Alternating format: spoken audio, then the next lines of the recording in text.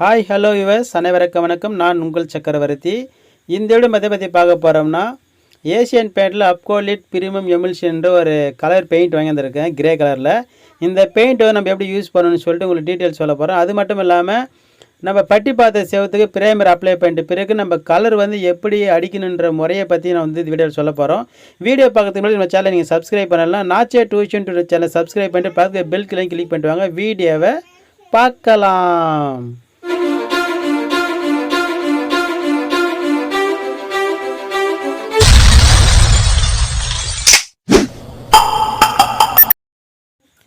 நண்பர்களே பாருங்கள், Asian பெயிண்டில் அப்கோலிட் premium எமில்ஷன், அதாவது பார்த்தா அந்த டிராக்டர் எமில்ஷன் இருக்குது. அதை விட இது கொஞ்சம் காஸ்ட்லியான பெயிண்ட்டு, வீட்டுக்கு உள்ள அடிக்கிற பெயிண்ட்டு தான். நான் 10 லிட்டர் வாங்கி வந்திருக்கேன். 10 லிட்டர் வந்து பார்த்தீங்கன்னா பேஸ் பெயிண்ட் ரேட் வந்து பார்த்தீங்கன்னா 3410 ரூபா போட்டிருக்காங்க. ஆனால் அது கலர் மிக்ஸ் பண்ணால் நம்ம என்ன கலர் கேட்குறோமோ அதுக்கு தகுந்த மாதிரி இது ரேட்டு வந்து அதிகரிக்கும். இது வந்து வீட்டுக்கு உள்ள அடிக்கிற பெயிண்ட்டு தான் இது. இந்த பெயிண்ட் கலர் வந்து பார்த்தீங்கன்னா 8332 இந்த கலர் வந்து வாங்கி வந்திருக்கு. அதாவது பார்த்தோன்னா இது வந்து பார்த்தீங்கன்னா ஒரு கிரே கலரு. இதில் எவ்வளோ தண்ணி மிக்ஸ் பண்ணலான்னு பார்த்தீங்கன்னா, நான் ஏற்கனவே ஒயிட் பெயிண்ட் கூட இதுக்கு முன்னாடி ஒரு வீடியோ போட்டிருக்கேன், அதில் மிக்ஸ் பண்ண மாதிரி தான். அதாவது பார்த்தீங்கன்னா 1 லிட்டருக்கு வந்து பார்த்தோன்னா 600லேருந்து 650 ml தண்ணி வந்து மிக்ஸ் பண்ணலாம். இது வந்து பார்த்தோன்னா 10 லிட்ரு, அதனால் பார்த்தீங்கன்னா அதில் 6 லிட்டர் தண்ணி மிக்ஸ் பண்ணலாம். அதில் 6 லிட்டரு மிக்ஸ் பண்ணலாம். ஆனால் நான் அவ்வளோ மிக்ஸ் பண்ண போகிறதில்ல, ஒரு 4 லிட்டர் மட்டும் மிக்ஸ் பண்ண போகிறேன். எனக்கு ஏரியா வந்து கம்மியாக தான் இருக்குது, அதனால் கம்மியாக தண்ணி மிக்ஸ் பண்ணுறேன். அப்போ தான் கொஞ்சம் திக்காக நல்லாயிருக்கும். பாருங்கள், நான் இப்போ பெயிண்ட் வந்து ஓப்பன் பண்ணிட்டேன். பெயிண்ட் ஓப்பன் பண்ணி ஃபுல்லாக வந்து பார்த்தோன்னா இன்னொரு பக்கெட் வந்து மாற்றுறேன். எதுக்காகன்னு கேட்டிங்கன்னா, இதில் வந்து பார்த்தோன்னா ஒயிட் பெயிண்ட் தான் இருக்கும். அதாவது பார்த்தோன்னா வந்து பேஸ் பெயிண்டில் பார்த்தோன்னா கலர் மிக்ஸ் பண்ணி கொடுப்பாங்க இல்லையா, அந்த கலர் வந்து பார்த்தோன்னா கம்ப்யூட்டரில் மிக்ஸ் பண்ணி தருவாங்க, சரியாக மிக்சிங் ஆகாமல் இருக்கும். அதேமாதிரி பார்த்தோன்னா டப்பாயில் வந்து பார்த்தோன்னா அந்த கலர் வந்து உட்காந்துட்டு இருக்கும், ஸ்ட்ரெயின் வந்து உட்காந்துருக்கும். அதனால் வந்து பார்த்தா நல்லா நம்ம கையால் மிக்ஸ் பண்ணணும். அதனால் வந்து பார்த்தீங்கன்னா பெயிண்ட் வந்து இன்னொரு டப்பாவில் ஊற்றிடுறோம். அதேமாதிரி வந்து பார்த்தீங்கன்னா நம்ம இந்த பெயிண்ட் டப்பாவோட மூடி இருக்குது இல்லையா, இதுலேயே வந்து பார்த்தீங்கன்னா ஸ்ட்ரைனரில் வந்து பார்த்தீங்கன்னா சைடில் ஒட்டிகிட்டு இருக்கும்.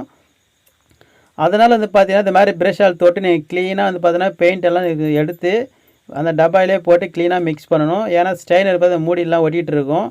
அந்த ஸ்ட்ரைனர்லாம் இது மாதிரி க்ளீனாக நீங்கள் பெயிண்ட்டு சேர்த்து மிக்ஸ் பண்ணால் தான் உங்களுக்கு சரியான கலர் கிடைக்கும். நீங்கள் வந்து அந்த பெயிண்ட் டப்பா மூடி நீங்கள் ஓரமாக கழட்டி அப்படியே வச்சுட்டு நீங்கள் இருக்கிற பெயிண்ட் வந்து மிக்ஸ் பண்ணி வச்சிங்கன்னா உங்களுக்கு கலர் சரியாக கிடைக்காது. ஏன்னு கேட்டிங்கன்னா, பெயிண்ட் ஊற்றும் பஸ்ஸில் ஸ்ட்ரைனர் போடும் பஸ்ஸில் இந்த பக்கெட் ஓரத்தில் வந்து பார்த்தீங்கன்னா ஸ்ட்ரைனர் வந்து உக்காந்துக்கிட்டு இருக்கும், சரியாக மிக்சிங் ஆகாமல்.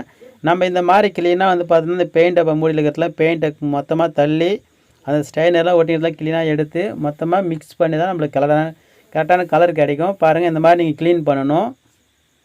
ப்ரெஷ்ஷால் தண்ணி தொட்டு இது மாதிரி க்ளீன் பண்ணிங்கன்னா க்ளீனாக வந்து அந்த பெயிண்ட்லாம் வந்துடும். இந்த மாதிரி நம்ம க்ளீனாக வந்து இந்த மூடியில் இருக்கிற பெயிண்டெல்லாம் வந்து எடுத்துகிட்டு அதன் பிறகு வந்து பார்த்தா நம்ம எந்த டப்பாவில் வந்து பெயிண்ட் வாங்கிட்டு வந்தோமோ அந்த டப்பாவையும் வந்து பார்த்தோன்னா க்ளீனாக வந்து கழுவணும். எதுக்காக சொல்கிறேன்னு பார்த்தீங்கன்னா, அந்த டப்பாவில் வந்து பார்த்தீங்கன்னா ஸ்ட்ரைனர் பாருங்கள், சைடில் எப்படி டார்க்காக இருக்குது பாருங்கள். ஸ்ட்ரைனர் வந்து பார்த்தீங்கன்னா சைடில் ஒட்டிகிட்டு இருக்குது. அதனால் நீங்கள் அதுக்கு கொஞ்சம் தண்ணி ஊற்றி நல்லா க்ளீனாக வந்து பார்த்தீங்கன்னா அந்த பெயிண்ட்டு சுத்தமாக எடுத்துடுங்க. நல்லா க்ளீனாக கழுவி ஒரே டப்பாயில் ஊற்றி நல்லா மிக்ஸ் பண்ணுங்கள். 10 லிட்டர் நான் வாங்கிட்டு வந்தேன், அதை நான் பார்த்தா 20 லிட்டரில் ஊற்றி மிக்ஸ் பண்ணுறேன். அப்போ தான் அது நம்ம தேவையான தண்ணி ஊற்றி மிக்ஸ் பண்ணுறது வசதியாக இருக்கும். அதுவே நீங்கள் 20 லிட்டர் பக்கெட் வாங்கிட்டு வந்தீங்கன்னா அப்போ என்ன செய்யணும்னு பார்த்தீங்கன்னா, இந்த 20 லிட்டரை நீங்கள் ஓப்பன் பண்ணி 20 லிட்டர் வந்து பார்த்தீங்கன்னா 20 லிட்டர் பக்கெட்டில் 2 பக்கெட்டில் பாதியாக ஊற்றி வச்சுட்டு அதில் கொஞ்சம் தண்ணி ஊற்றி நல்லா மிக்ஸ் பண்ணி ரெண்டுத்தையும் ஆற்றணும். இப்போ நான் வாங்கிட்டு வந்தது பார்த்தீங்கன்னா வெறும் 10 லிட்டர் தான், அதனால் பார்த்தீங்கன்னா 20 லிட்டர் டப்பாயில் ஊற்றிட்டேன். பாருங்கள், இந்த டப்பாவை நல்லா கழுவிட்டேன், அந்த மேல் முடி நல்லா க்ளீனாக கழுவிட்டேன். இப்போ தேவையான அளவு தண்ணி ஊற்றி மிக்ஸ் பண்ணி போகிறேன். நண்பர்களே பாருங்கள், நம்ம கம்ப்யூட்டர்லாம் மிக்ஸ் பண்ணியிருந்தாலும் இந்த மாதிரி நீங்கள் பெயிண்ட்டை எடுத்துக்கிட்டு அதில் தேவையான தண்ணி ஊற்றி இந்த மாதிரி நல்லா மிக்ஸ் பண்ணணும். அப்போ தான் உங்களுக்கு கரெக்டான கலர் கிடைக்கும்.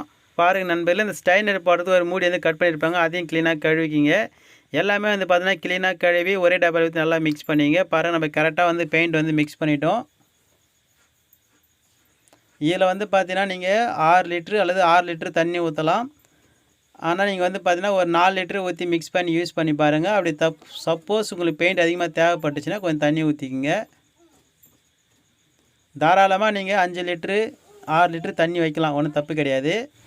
அதன் பிறகு இந்த மாதிரி நல்லா மிக்ஸ் பண்ணி நீங்கள் பெயிண்ட் வந்து பார்த்தீங்கன்னா இந்த மாதிரி 2 டப்பாயில் மாற்றி ஒரு 2 டைம் மாற்றுங்க. அப்போ தான் வந்து பார்த்தீங்கன்னா பெயிண்டிங் சரியான மிக்சிங் கிடைக்கும். இப்போ நம்ம பெயிண்ட் வந்து பார்த்தீங்கன்னா மிக்ஸ் பண்ணிவிட்டு இப்போ அதுக்கடுத்து பார்த்தீங்கன்னா பெயிண்ட் நம்ம எப்படி யூஸ் பண்ணலாம்னு சொல்லிட்டு உங்களுக்கு காட்டுறேன் பாருங்கள். நண்பர்களே பாருங்கள், நான் ஏற்கனவே வந்து பார்த்தீங்கன்னா பட்டி பார்த்து தேய்ச்சிட்டு பிரேமில் வந்து அப்ளை பண்ணிட்டு இருந்தேன். இப்போ வந்து பார்த்தீங்கன்னா டைல்ஸ்லாம் ஒட்டிட்டாங்க.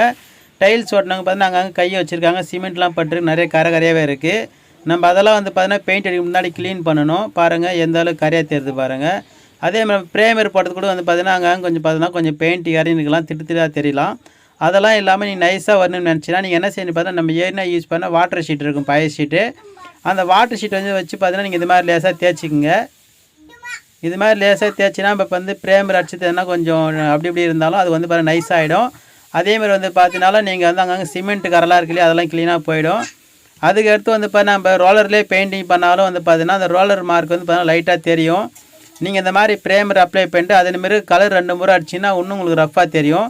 அதனால் நீங்கள் என்ன செய்யணும் பார்த்தோன்னா நீங்கள் கலர் அடிக்கிறதுக்கு முன்னாடி நம்ம ப்ரைமர் அடிச்சிக்கிறோம் இல்லையா, அந்த வாழை வந்து பார்த்தீங்கன்னா பெயிண்ட் அடிக்கிறதுக்கு முன்னாடி இது மாதிரி நீங்கள் லேசாக நீங்கள் தேய்ச்சிக்கோங்க. ஷீட்டு வந்து தேய்ச்சிட்டு தான் இது மாதிரி ஷீட்டை நல்லா தேய்ச்சிட்டு பெருகிட்டு தான் நீங்கள் வந்து பெயிண்டிங் பண்ணணும். நீங்கள் டைரெக்டாக பெயிண்டிங் பண்ணி நல்லா இருக்காது, பார்க்குறதுக்கு நைஸாக இருக்காது.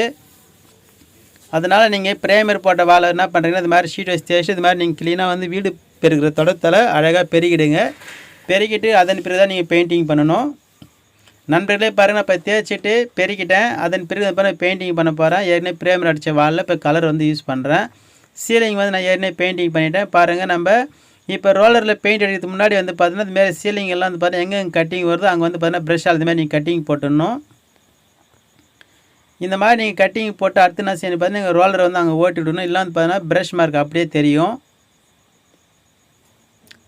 இந்த இடத்துல வந்து பார்த்தீங்கன்னா ரோலர் போட முடியாது. அதேமாதிரி ரோலர் போட்டாலும் கட்டிங் வந்து போட முடியாது. அதனால் பார்த்தீங்கன்னா ப்ரெஷ்ஷால் ஃபஸ்ட்டு இது மாதிரி அழகாக கட்டிங் போட்டு ஒரு ப்ரெஷ் அளவுக்கு வந்து பார்த்தீங்கன்னா ப்ரெஷ்ஷால் அடிச்சுட்டு அதன் பிறகு அந்த ஈரம் காயறதுக்கு முன்னாடி நம்ம என்ன செய்யணும் பார்த்தீங்கன்னா டக்குன்னு ரோலர் வந்து அதில் ஓட்டி விட்டோம்னா பார்க்கறது நீட்டாக இருக்கும், ஃபினிஷிங்கு பக்காவாக இருக்கும். அதேமாதிரி நம்ம ரோலரில் பெயிண்டிங் பண்ணுறதுக்கு முன்னாடி எங்கெங்கெல்லாம் கட்டிங் வருதோ அங்கெல்லாம் வந்து நம்ம இது மாதிரி நம்ம கட்டிங் போட்டுடணும். பாருங்கள், இந்த வாஸ்காலுக்கு மேலேயும் கட்டிங் வருது, அதனால் அந்த இடத்தையும் கட்டிங் போடுறேன் பாருங்கள். ஏன்னா அங்கெல்லாம் வந்து பார்த்தீங்கன்னா ரோலர் வந்து ஓட்ட முடியாது, அதாவது பார்த்தீங்கன்னா கட்டிங் போட முடியாது, அதனால் சொல்ல வரேன். அதனால் நம்ம கட்டிங் வந்து ப்ரெஷ்ஷால் போட்டுட்டு அதன் பிறகு அது மாதிரி ரோலர் ஓட்டிடலாம். அதுக்கப்புறம் பிளேன் ஆகிற இடத்துலாம் நீங்கள் வந்து ரோலரில் வந்து ஸ்டிக்கு மாட்டி கீழே இருந்து கூட நீங்கள் அடிச்சிடலாம். பாருங்கள், நான் இப்போ கீழே கட்டிங் போட்டேன், மேலேயும் கட்டிங் போட்டேன், கட்டிங் போட்டு ரோலர் ஓட்டிட்டேன். இந்த மாதிரி நம்ம ரூம் ஃபுல்லாக பார்த்தோன்னா கட்டிங் வேலைலாம் ஃபஸ்ட்டு இது மாதிரி முடிச்சிடலாம். பாருங்கள், நான் இப்போ பாருங்கள் இந்த ரூம் ஃபுல்லாக வந்து பார்த்தோன்னா கட்டிங் போட்டேங்க, மேலேயும் சீலிங்கில் போட்டேன். அதுக்கடுத்து வந்து பார்த்தோன்னா கீழே வால்லேயும் வந்து பார்த்தீங்கன்னா சைடில் எங்கெல்லாம் கட்டிங் வருதோ அங்கெல்லாம் கட்டிங் போட்டிருக்கேன். அந்த லாஸ்ட்லேயும் பாருங்கள் எல் ஷேப் வர இடத்துலையும் கட்டிங் போட்டேன். கீழேயும் பார்த்தோன்னா டைல்ஸ் கட்டிலையும் கட்டிங் போட்டேன், இந்த பக்கமும் கட்டிங் போட்டேன். ஃபுல்லாகவே கட்டிங் போட்டேன் க்ளீன் பண்ணிவிட்டு. இப்போ வந்து பார்த்தீங்கன்னா இப்போ கீழே இந்த எப்படி நான் செய்கிறேன்னு பார்த்தோன்னா ஸ்டிக்கில் ரோலர் மாட்டி கீழே இந்த எப்படி ஈஸியாக பெயிண்டிங் பண்ண போகிறேன். இது மாதிரி பண்ணினா குயிக்காக வேலை முடியும். ஃபஸ்ட்டு கட்டிங் போட்டுடுறோம், அதன் பிறகு வந்து ரோலர் வந்து பார்த்தீங்கன்னா இந்த மாதிரி நம்ம ஸ்டிக்கு மாட்டி ஈஸியாக கீழே இருந்தபடி நம்ம ஈஸியாக பெயிண்டிங் பண்ணிடலாம். 5 நிமிஷத்துலேயே முடிச்சிடலாம், வேலை குயிக்காக முடியும்.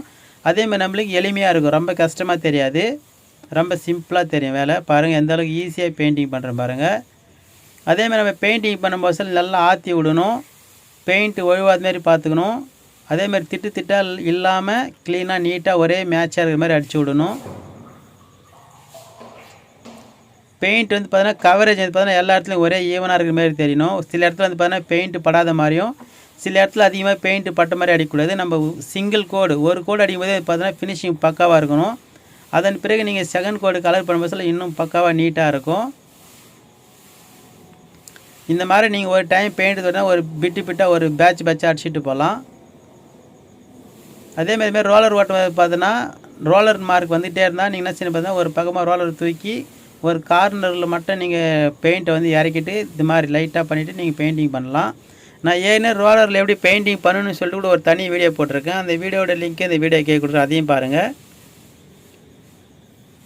நண்பர்களே. பாருங்கள், இந்த மாதிரி நீங்கள் வந்து பார்த்தீங்கன்னா கட்டிங் போட்டு நீங்கள் அதன் பிறகு வந்து பார்த்தீங்கன்னா ஒவ்வொரு பேட்சாக நீங்கள் ரோலரில் வந்து பார்த்தீங்கன்னா ஈஸியாக கேட்கறத விட நீங்கள் மாதிரி பெயிண்டிங் பண்ணிக்கலாம். வெரி சிம்பிள் மெத்தடு, ஈஸியான மெத்தடு தான். நம்மளுக்கு வந்து ஃபினிஷிங் தான் முக்கியம். ஃபினிஷிங் வந்து எப்படி கொடுக்குன்னு சொல்லி நான் உங்களுக்கு சொல்லிட்டேன். பட்டி பார்த்து வால்ஸில் நம்ம ப்ரைமர் போட்டு இருந்தாலும் நம்ம ஏற்கனவே பட்டி பார்த்து சேவத்தில் வாட்டர் ஷீட்டு போட்டு தேய்ச்சிட்டு ப்ரைமர் போட்டிருப்போம்.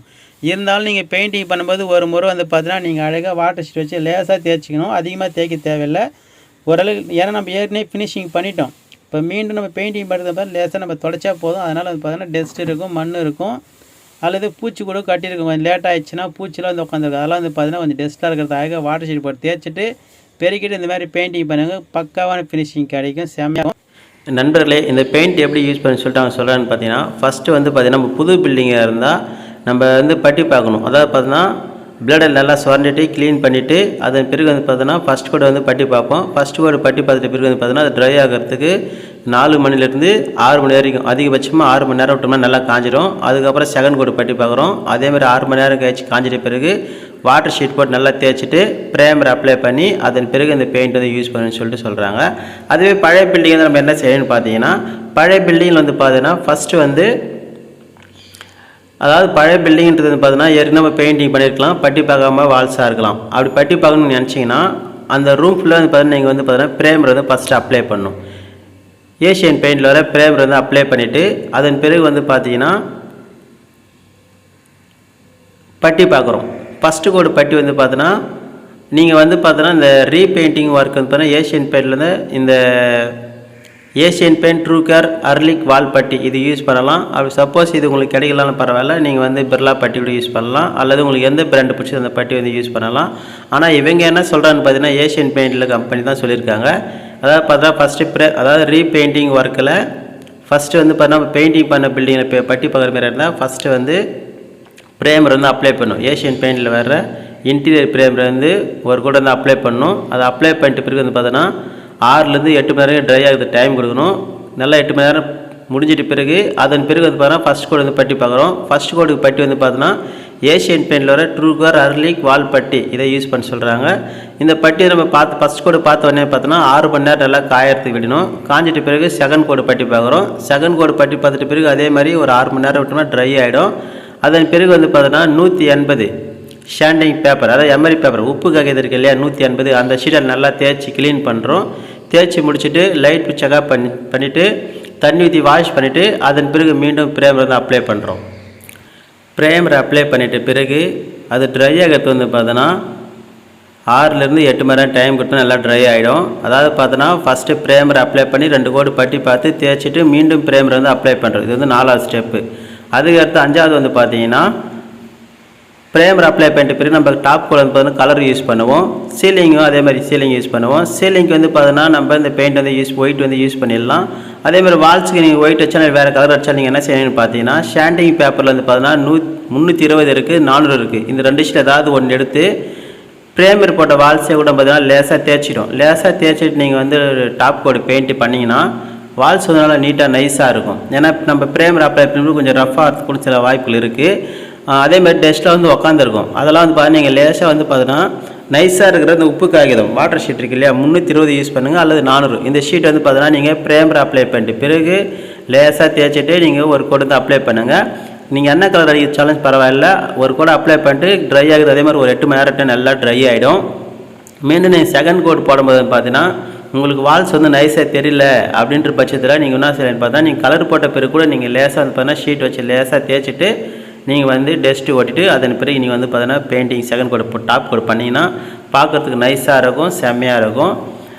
நண்பர்களே, இப்போ நான் வந்து பார்த்தீங்கன்னா இந்த பெயிண்ட் எப்படி யூஸ் பண்ண சொல்லிட்டு உங்களுக்கு இன்ஃபர்மேஷன் கொடுத்துருக்கேன். நண்பர்களே, இந்த வீடியோ உங்களுக்கு பிடிச்சிருந்தால் லைக் பண்ணுங்கள், ஷேர் பண்ணுங்கள், கமெண்ட் பண்ணுங்கள். மறக்காம நம்ம சேனலை தெரியும் நீங்கள் சப்ஸ்கிரைப் பண்ணலாம். நாச்சா டியூஷன் டுடோரியல் சேனலை சப்ஸ்கிரைப் பண்ணிட்டு பக்கத்தில் பெல்லையும் கிளிக் பண்ணி வச்சுங்க. அப்போ தான் நான் போடுற இந்த மாதிரியான பயனுள்ள வீடியோக்கள் தொடர்ந்து கச்சிட்டே இருக்கும். தேங்க்யூ ஃபார் வாட்சிங்.